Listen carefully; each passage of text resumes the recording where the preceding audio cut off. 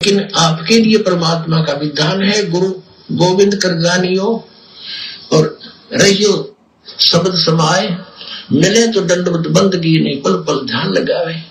शुरू में क्या कहा गुरुदेव ने? भाई और बहनों, शब्दों को पकड़ना, शब्दों को, हम जानवर नहीं है। शुरू में क्या कह रहे हैं गुरुदेव? आप और हमें क्या कह रहे हैं कि आपके लिए परमात्मा का विधान है।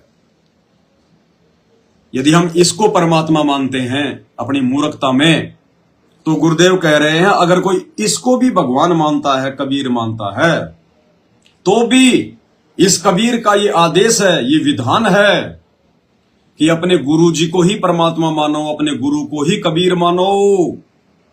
क्या कह रहे हैं?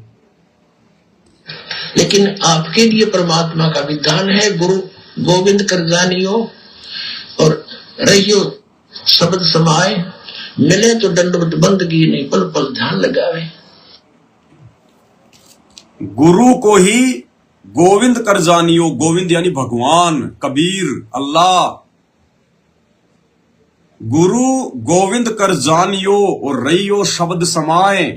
शब्द समाना मानी उनके आदेश में, उनके वचन में, उनकी मर्यादाओं में रहना। गुरु गोविंद कर जानियो, इसलिए हम सत्सेवकों ने इसको घर से बाहर कर दिया, क्योंकि हम तो अपने गुरुदेव की आदेश की पालना करेंगे। परमात्मा का विधान भी यही है कि गुरु को ही भगवान मानना है, और गुरु जी भी खुद आके यही बात कह रहे हैं कि आपने इस दास को परमात्मा मानना पड़ेगा। फिर इसका क्या महत्व, इसका हमारे घर में क्या काम भाई? इसलिए परमात्मा ने सत्सेवकों को स्पेशल बुद्धि बख्शी है, पूरी सृष्टि में स्पेशल बुद्धि।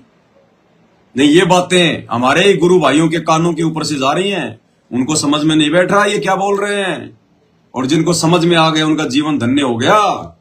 तो आदेश दे रहे हैं गुरुदेव भगवान, परमात्मा का विधान बता रहे हैं आप और हम भक्तों को कि गुरु गोविंद कर जानियो। जब गुरु को ही गोविंद मानना है तो फिर किसी और गोविंद की हमें क्या जरूरत, क्या आवश्यकता?